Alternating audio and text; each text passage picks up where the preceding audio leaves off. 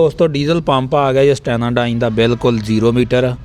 ਤੇ ਇਹ ਪੁੱਛਦੇ ਆ ਭਾਈ ਉਹਨਾਂ ਨੂੰ ਵੀ ਕਿੰਨੇ ਦਾ ਆਇਆ ਵਾ ਔਰ ਕਿਹੜੇ ਟਰੈਕਟਰ ਨੂੰ ਲਾਉਣਾ ਵਾ ਔਰ ਨਵਾਂ ਪਾਉਣ ਦੀ ਕੀ ਵਜ੍ਹਾ ਵਾ, ਪੁਰਾਣੇ ਪੰਪ ਨੂੰ ਕੀ ਗੱਲ ਬਣੀ ਆ, ਮੁਕੰਮਲ ਮਾਲੂਮਾਤ ਦਿੰਦੇ ਆ।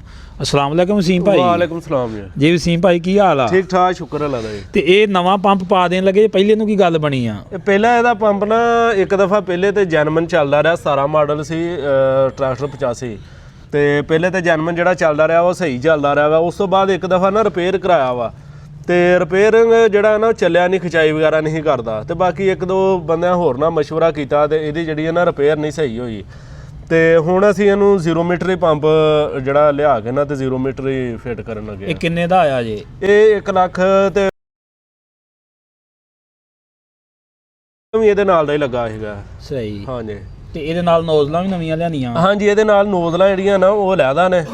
ਉਹ ਕਿੰਨੇ ਦੀਆਂ ਆਈਆਂ ਨੋਜ਼ਲਾਂ? ਉਹ 18000 ਰੁਪਏ ਦੀਆਂ। ਸਹੀ। ਤੇ ਜੇ ਸਾਦਾ ਪੰਪ ਦੂਸਰਾ ਲਾਉਂਦੇ ਚੋਕ ਵਾਲਾ ਤੇ ਉਹਦੇ ਰੇਟ ਦਾ ਪਤਾ ਕੀਤਾ ਸੀ, ਉਹ ਤਕਰੀਬਨ 2 ਲੱਖ ਦੇ ਰਾਉਂਡ ਬਾਉਂਡ ਜਿਹੜਾ ਨਾ ਪੰਪ ਆਉਂਦਾ ਸੀਗਾ ਨਵਾਂ 0 ਮੀਟਰ ਜਿਹੜਾ। ਸਹੀ। ਹਾਂਜੀ। ਤੇ ਇਹ ਮਿਸਤਰੀ ਨਾਲ ਨਹੀਂ ਕਿਸੇ ਨਾਲ ਸਲਾਹ ਕੀਤੀ ਜਿਹਦੇ ਕੋਲ ਅੱਗੇ ਪਹਿਲਾਂ ਸੈੱਟ ਕਰਾਇਆ ਸੀ ਵੀ ਕੀ ਕਰੀਏ ਇਹਦਾ? ਉਹਦੇ ਨਾਲ ਮਸ਼ਵਰਾ ਕੀਤਾ ਸੀਗਾ ਲੇਕਿਨ ਜ਼ਿਆਦਾਤਰ ਬੰਦਿਆਂ ਨੇ ਇਹੀ ਮਸ਼ਵਰਾ ਦਿੱਤਾ ਕਿ ਜਿਹੜਾ ਇਹਦਾ ਰਿਪੇਅਰਿੰਗ ਹੈ ਨਾ ਉਹ ਰਿਪੇਅਰ ਹੋਇਆ ਪੰਪ ਜਿਹੜਾ 100% ਸੈਨੇਟਾਈਜ਼ ਦਾ ਜਿਹੜਾ ਪੰਪ ਆ ਉਹ ਕੰਮ ਨਹੀਂ ਕਰਦਾ। ਸਹੀ। ਰਿਪੇਅਰਿੰਗ ਹੀ ਨਹੀਂ ਹੁੰਦੀ ਕਾਰੀਗਰ ਕੋਲ ਤੇ ਕਾਰੀਗਰਾਂ ਹੀ ਤਾਂ ਨਾਕਾਮ ਕੀਤਾ। ਹਾਂਜੀ। ਤੇ ਹੁਣ ਅਸੀਂ ਨਵਾਂ ਲਾਵਾਂਗੇ ਇਨਸ਼ਾਅੱਲਾ, ਹੁਣ ਲਾਵਾਂਗੇ ਫਿਰ ਚੈੱਕ ਕਰਾਂਗੇ ਕਿ ਕੀ ਰਿਜ਼ਲਟ ਇਹਦਾ। ਲਓ ਜੀ ਦੋਸਤੋ, ਇਹ ਪੰਪ ਲੱਗੇਗਾ ਨਵਾਂ, ਫਿੱਟ ਹੋਵੇਗਾ ਤੇ ਇੱਧਰ ਟਰੈਕਟਰ ਖੜਾ ਵਾ, ਉਹ ਪਿਛਲੀ ਸਾਈਡ ਤੇ ਕੰਮ ਹੋਣ ਡਿਆ ਉਹਦਾ। ਤੇ ਫਿਰ ਤੁਹਾਨੂੰ ਇਹ ਚੈੱਕ ਕਰਵਾਵਾਂਗੇ ਟਰੈਕਟਰ ਦੀ ਆਵਾਜ਼ ਵੂਜ਼ ਵੀ, ਉਹ ਸਾਊਂਡ ਵੀ।